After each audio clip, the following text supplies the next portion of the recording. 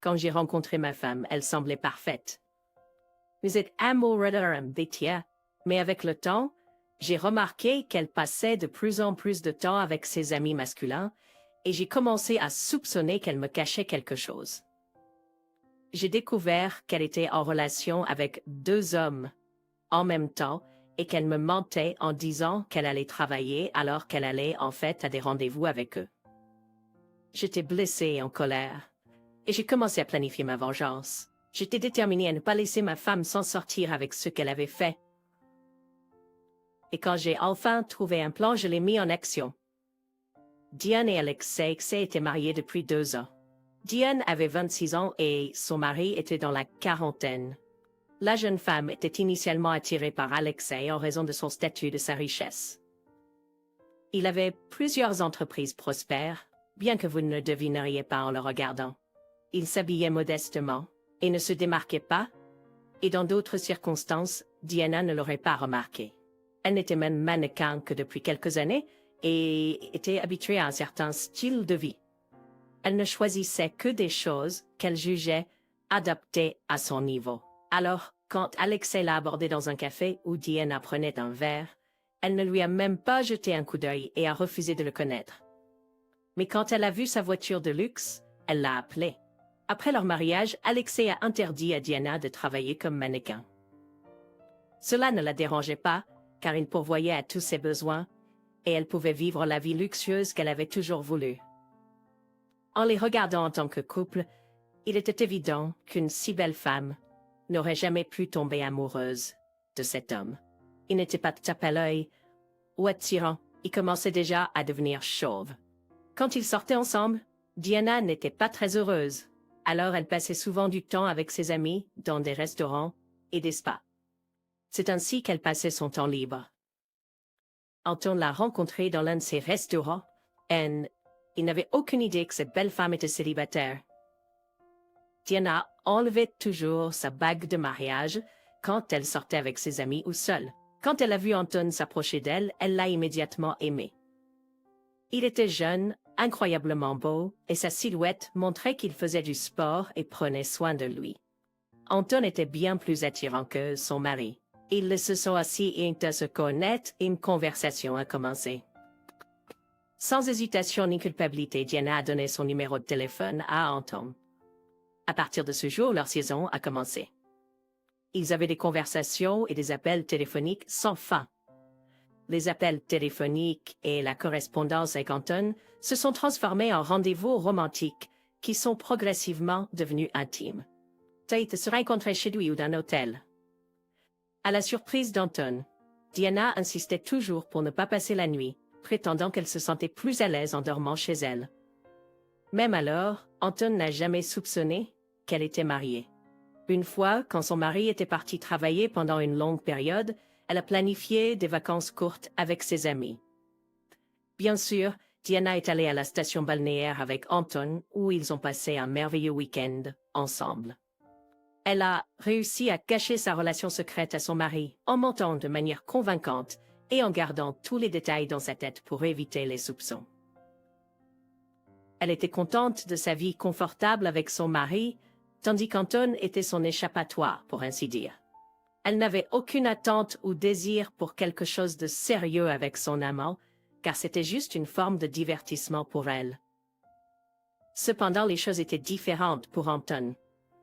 Après 4 mois de rencontres et de rendez-vous fréquents, il a commencé à réaliser qu'il était amoureux et que leur relation, qui avait commencé de manière décontractée, devenait plus sérieuse pour lui. Un jour, après avoir été intime, il a pris la main de Diana avec émotion et lui a demandé de venir vivre avec lui. Elle s'est figée et a clignoté fréquemment, ne montrant aucune joie sur son visage. En fait, au fond d'elle, elle était même délie. « Je vais y réfléchir », a-t-elle répondu avec un sourire forcé après un long silence. Elle savait que ça pouvait que tout ruiner pour lui. Elle ne voulait rien de sérieux avec son amant, seulement s'amuser, et sa proposition mettait leur relation en question. À partir de ce jour-là, elle a commencé à répondre moins fréquemment à ses messages et ne répondait pas à ses appels. Elle raccrochait et prétendait être occupée. Au début, Anton pensait que c'était à cause de sa mauvaise humeur ou de son occupation. Mais un jour, lorsqu'il lui a demandé directement, elle lui a dit qu'elle ne voulait plus continuer la relation. À qui Ismismage, il était mécontent que leur relation se termine brusquement, mais surtout, il ne pouvait pas comprendre pourquoi.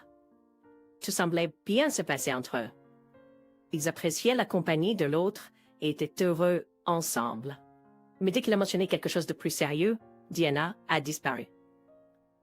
Pendant les quelques semaines suivantes, Anton n'a pas pu s'empêcher de penser à la situation. La relation dans laquelle il avait investi tant de temps et d'énergie avait pris fin soudainement. Il n'avait pas vu Sacha depuis des mois, car Anton passait tout son temps libre avec Diana. Tu peux imaginer? Elle m'a laissé comme un chiot, a proclamé Anton en prenant une gorgée de sa bière et en détournant un regard sombre. Sacha a regardé son ami dire ce qu'il avait en tête. Le fait est que Sacha travaillait dans une banque, et l'autre jour, l'un de leurs gros clients est venu avec sa femme. Ayant vu des photos de Diana, Sacha l'a immédiatement reconnue comme la femme du client. Écoute, Sacha a commencé et a raconté à Anton la tromperie de Diana et le fait qu'elle était en réalité mariée. Après avoir entendu l'histoire, Anton est resté assis là, se sentant comme s'il avait été frappé par une tonne de briques. Peux-tu obtenir le numéro de téléphone de son mari? Quoi? Mais ça va à l'encontre de nos règles internes, a hésité Sacha.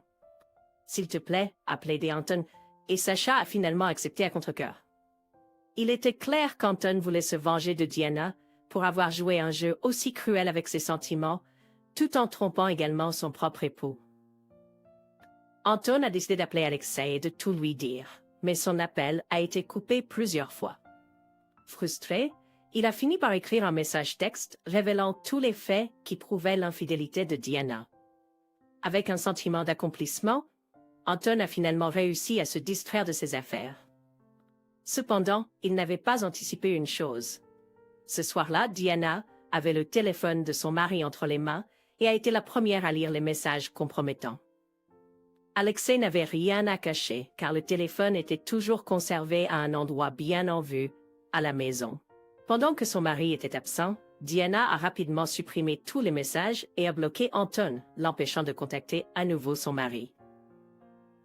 Un autre mois s'est écoulé et Anton était confiant que la femme infidèle avait été mise à la porte de la maison, recevant ainsi la punition qu'elle méritait. Il avait même réussi à se calmer intérieurement, mais le destin en avait décidé autrement pour lui. Après une journée réussie au travail, Anton décida de dîner dans son restaurant préféré. À sa grande surprise, il vit son ancienne amante là-bas, mais elle n'était pas seule. Elle était avec son mari, la colérique. Au fond de lui, il n'avait toujours pas pardonné à Diana et voulait se venger. Il s'approcha de leur table, prit une chaise d'une table voisine et s'assit à côté d'elle sans se soucier des bonnes manières. « Que veux-tu » demanda un Alexei surpris. « Mon nom est Anton. N'as-tu pas lu mon message à propos de ta femme ?» Anton dit avec un sourire narquois. Diana cria sans balbes. « Appelez la sécurité. »« Quel autre message as-tu » demanda le mari inquiet. « Je vais te montrer, répondit Anton en sortant son téléphone. Avant l'arrivée des gardes, il eut le temps de tout dire et de tout montrer à Alexei. Des photos ensemble, des correspondances, les billets qu'il leur avait achetés pour le voyage, les deux ensemble. On pouvait voir sur le visage d'Alexei qu'il voyait tout cela pour la première fois. « Elle t'a trompé pendant presque 6 mois. Je ne savais même pas qu'elle était mariée. »« J'espère que tu agiras en personne raisonnable, » dit Anton en se levant de la table et en se dirigeant vers la sortie.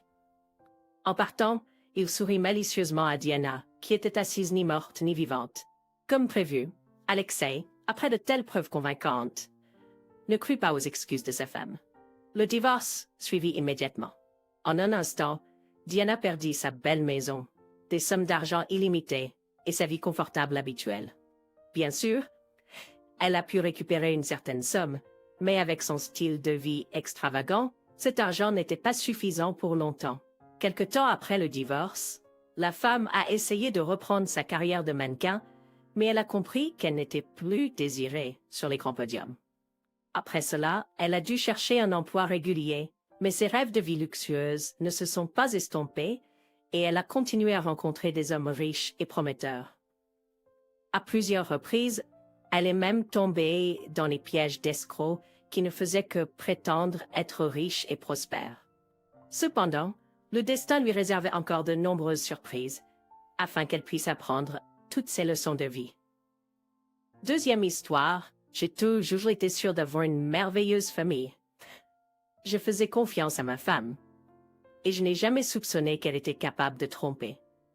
Mais un jour, quand j'ai vu mon patron devenir trop proche de ma femme, j'ai commencé à soupçonner que quelque chose n'allait pas. Je n'aurais jamais pensé que ma femme était capable de me tromper, mais bientôt j'ai commencé à remarquer un étrange changement dans son comportement.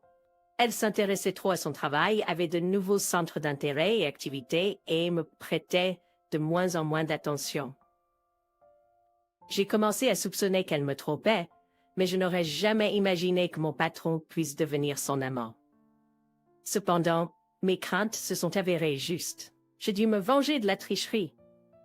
J'ai commencé à élaborer un plan de vengeance pour enfin retrouver mon honneur et ma dignité. Léosha et Masha étaient mariés de 8 ans. Leur mariage, comme l'a dit Alexei, était maintenu par des blagues stupides et des amourettes d'adolescents.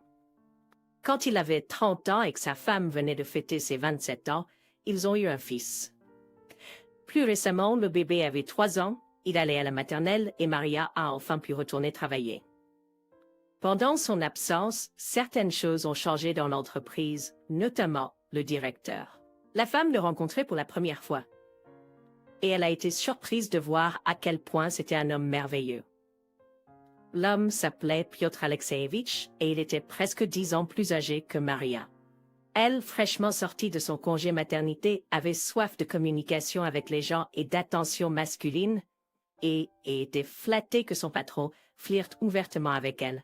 Masha flirtait avec lui, essayant de ne pas franchir les limites, mais il était évident que Piotr Alexeevitch ne voyait aucun inconvénient à aller plus loin. Le flirt n'a pas duré plus d'1 mois. Un jour, le patron a convoqué Maria dans son bureau, a fermé la porte de l'intérieur et a mis son plan à exécution. Bien que la femme ait montré une certaine hésitation au début, elle n'était pas complètement contre. Cependant, elle a clairement fait comprendre qu'elle ne voulait pas être touchée.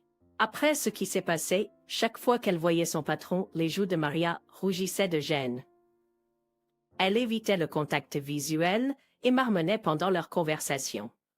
Il était étonnamment strict avec elle, mais chaque fois qu'il en avait l'occasion, il lui pincerait ou lui donnerait une petite tape sur les fesses.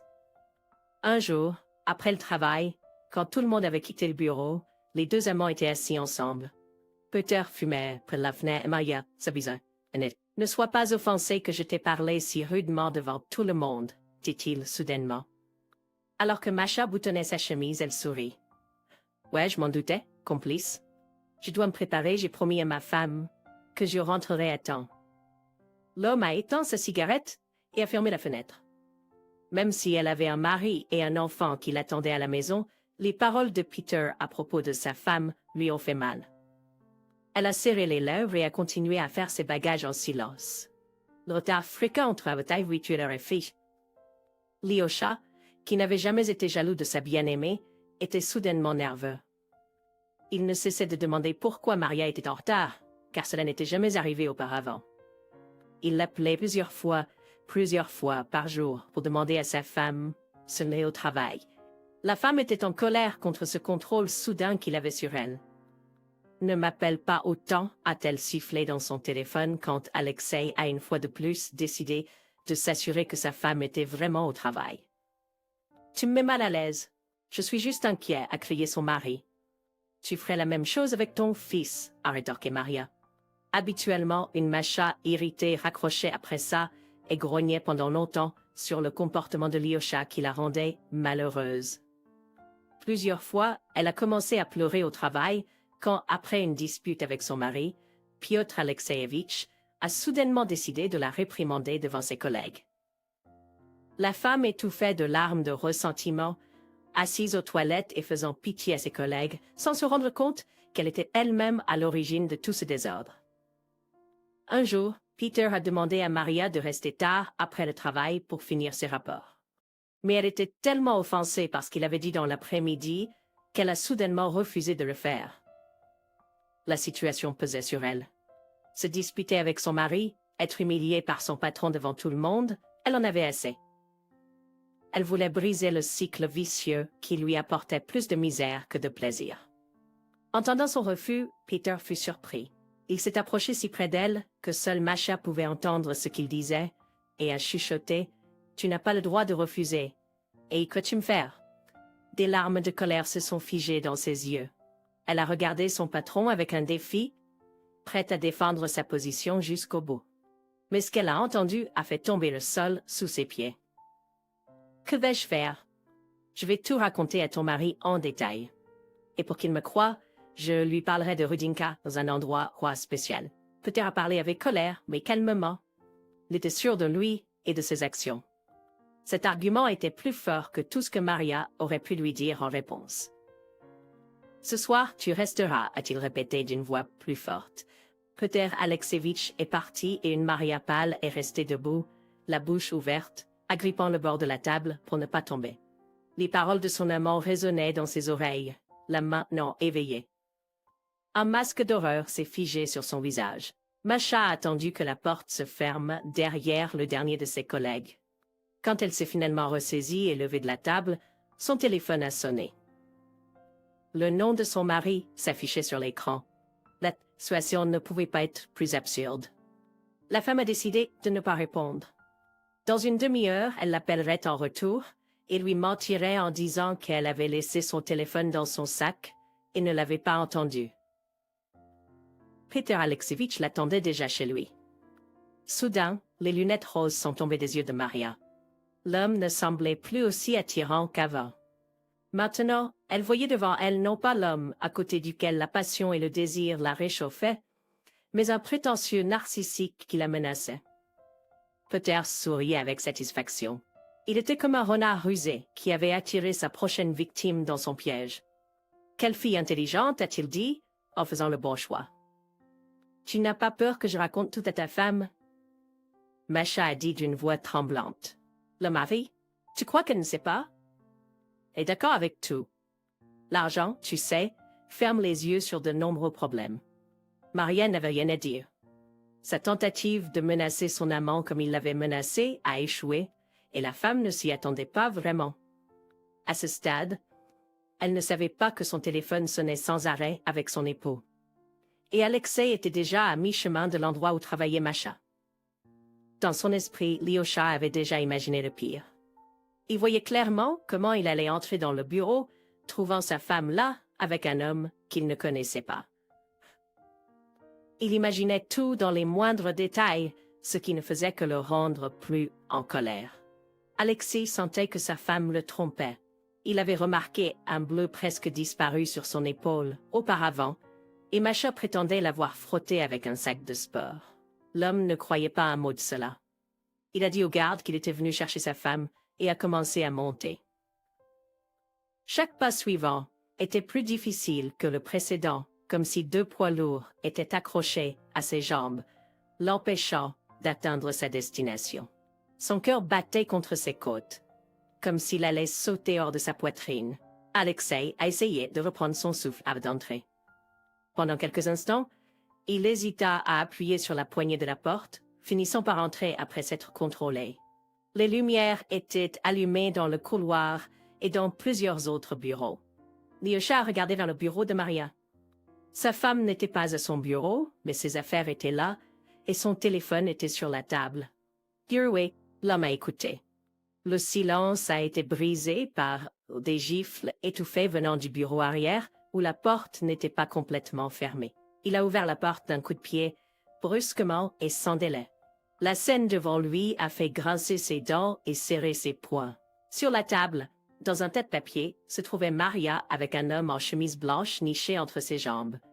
Quand il a entendu quelqu'un entrer, il s'est rapidement éloigné de Masha, essayant de remonter son pantalon. Alexei a rugi et s'est précipité sur l'amant de sa femme avec ses poings. Une bagarre a éclaté, que la femme a essayé en vain de calmer. Finalement, elle a enlacé son mari par le cou et l'a éloigné de son rival. Ce n'est qu'alors que Lyosha a regardé le visage de sa femme pour la première fois. Elle était assise, pleurant avec du mascara coulant sur ses joues. Les restes de son rouge à lèvres étaient étalés, et Maria avait l'air misérable. Quand ils sont montés dans la voiture, ils ne savaient ni l'un ni l'autre quoi dire. Lyosha continuait d'essuyer ses lèvres, écrasées par Peter, avec une serviette. À ce moment-là, il ne voulait qu'une chose, que Masha disparaisse. Il était dégoûté d'être près d'elle. Au contraire, elle voulait se blottir dans les bras de son mari, lui dire comment c'était, le faire comprendre et lui pardonner. Mais le souhait de personne ne s'est réalisé ce jour-là. Alexei a demandé le divorce dès qu'il a pu. Maria supplia de ne pas le faire. Elle sanglotait au téléphone, promettant que tout changerait et que cela ne se reproduirait plus. Mais son mari était aussi dur qu'une pierre. Ce n'était pas dans ses plans de changer sa décision. La décision a été prise pour que la femme quitte son travail. Parmi ses collègues se levaient vivre sur la soirée avec son trompe. Lui-même était extrêmement persistant et a demandé à Masha de partir, ce qu'elle a fait. Les changements soudains dans sa vie l'ont déstabilisée. Elle a tenu bon du mieux qu'elle pouvait, car elle avait un fils que Maria ne pouvait pas décevoir. Après son divorce, elle pensait souvent à Alexei. Ce n'est qu'après leur divorce et qu'il a coupé toute communication avec elle qu'elle a compris la phrase que sa mère aimait répéter, que l'on n'apprécie pas ce que l'on a jusqu'à ce qu'on le perde. Voilà l'histoire. Partagez dans les commentaires ce que vous pensez de cette situation et du comportement des personnages.